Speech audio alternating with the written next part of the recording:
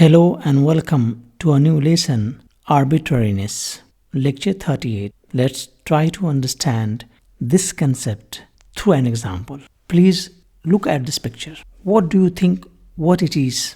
We all have seen it. This is called tree in English language. In Urdu language, we call the same object by this word called drakht. In Hindi language, we call the same object by pear. In Arabic language, we call the same object by the name shajra. In Filipino language, we call the same object by another word, puno. In Latin language, we call it arbor. So what we come to know is that the object is the same. The picture is the same. God has created the same object, but it is known by different names in different languages.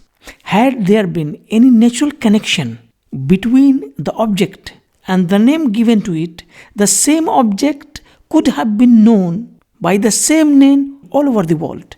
But that is not so. So what we come to the point is that there is no natural connection between the word and the object, or between the object and the name given to the object, or the name refers to it. Basically, this is the whole idea behind the concept of arbitrariness.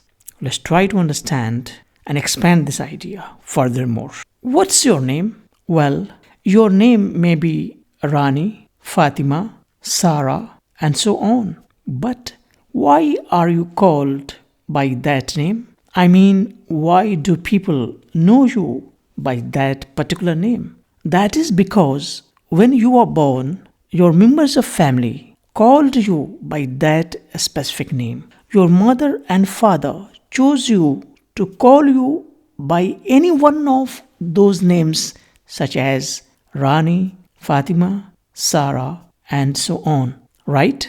Had your parents chosen to call you by different names other than those of Rani, Fatima, and Sarah, you could have been known to people by different names now. Am I right? So what do we understand by this? What do we infer from it? It means that there is no natural connection between the person and the name given to her or him. Technically, we can say that there is no natural connection between a linguistic form and its meaning. Let's have another example.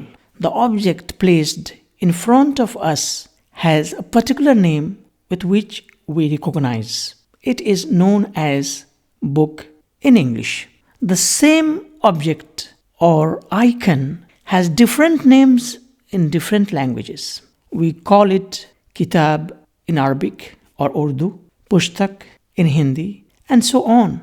Had there been any natural or iconic relationship between the object and the name given to it, the same icon or object could have been universally known by the one name only, book. But that's not so. So, what we come to conclude through these examples are that name in no way fits the object or icon it refers to. This property of language is known as arbitrariness. In my next lecture, I will talk about productivity. Hope you understand the concept.